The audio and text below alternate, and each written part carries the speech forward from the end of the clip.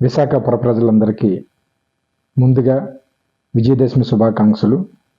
ప్రతి ఒక్కరూ కూడా అష్టైశ్వర్యాలతో, భోగభాగ్యాలతో, ధన కనక వస్తు వాహనాలతో, పిల్ల పాపలతో సుఖంగా, ఆనందంగా, సంతోషంగా జీవించాలని ప్రతి ఒక్కరి కోరికలు కూడా ఆ జగన్మాత దుర్గాదేవి నెరవేర్చాలని చెప్పి, అందరూ సంతోషంగా జీవించాలని చెప్పేసి మనస్ఫూర్తిగా కోరుకుంటూ మీ కొంతాల శ్రీనివాస్. గడిచిన సంవత్సరన్నర కాలంలో కూటమి ప్రభుత్వం సూపర్ 6 హామీలన్నీ నెరవేర్చడానికి చాలా టీడీపీ నాయకులుగా మేము చాలా గర్వంగా ఫీల్ అవుతున్నాం. ఎందుకంటే మాటలు చెప్పే ప్రభుత్వం కాదు, చేతల ప్రభుత్వం అని చెప్పి ఎంతో సుదీర్ఘ అనుభవం కలిగిన మా నాయకులు చంద్రబాబు నాయుడు గారు ప్రతి వర్గానికి, ప్రతి వ్యక్తికి కూడా ఏ విధమైన అవసరాలు ఉన్నా సరే అవసరాలని తీర్చే దశలో ప్రభుత్వాన్ని ముందుకు నడిపిస్తున్నారు. దీనికి సహాయ సహకారాలు జనసేన అధినేత పవన్ కళ్యాణ్ గారు కావచ్చు, అలాగే బీజేపీ నాయకులు కూడా సహాయ సహకారాలతో అందరూ ఒకే ఎజెండాగా ముందుకెళ్తాను. ఇది చాలా సంతోషకరమైన పరిణామం.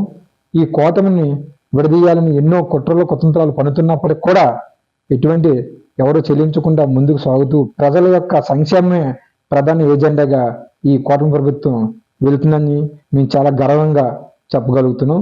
ముఖ్యంగా మొన్న DSC, super DSC, mega DSC ఫలితాలు రావడమే కాకుండా ఇచ్చిన మాట ప్రకారంగా మా విద్యాశాఖ మంత్రి వర్యులు యువ నాయకులు లోకేష్ గారు వాళ్ళందరికీ ఉద్యోగాలు కూడా ఇవ్వడంతో ప్రతి ఒక్క ఉపాధ్యాయులు కూడా ఎంతో ఆనందంగా ఫీల్ అవుతున్నారు.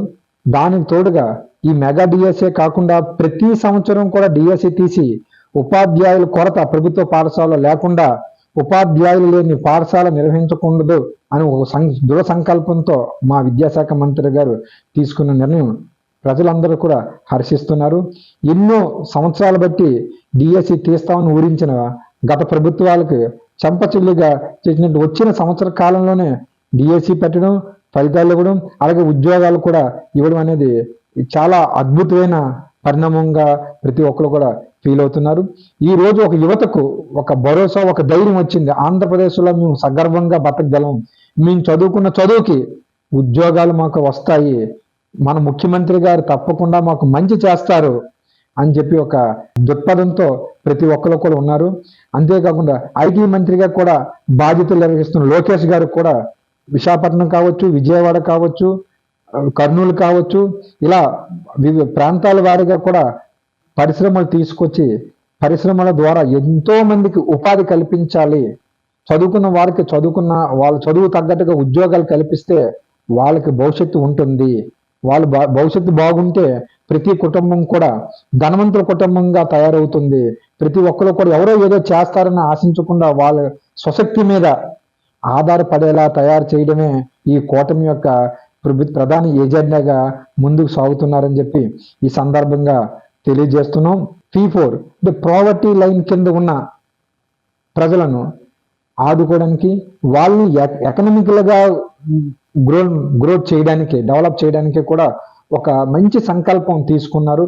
దానికి ఏదో శాసనం తయారు చేసి ఎవరో చేస్తారని కాకుండా ఆయనే ముందుగా కుప్పంలో కొన్ని కుటుంబాలను దత్తత తీసుకొని ఆ కుటుంబానికి కావాల్సిన అన్ని వస్తువులు కల్పిస్తున్న, అంటే నాయకులు అనేవాడు చెప్పడం కాదు, ఆచరించి చూపించే నాయకుడు మా నాయకుడిగా మేము భావిస్తున్నాం. అటువంటి పార్టీలో మేము ఉన్నందుకు చాలా సంతోషంగా ఉంది.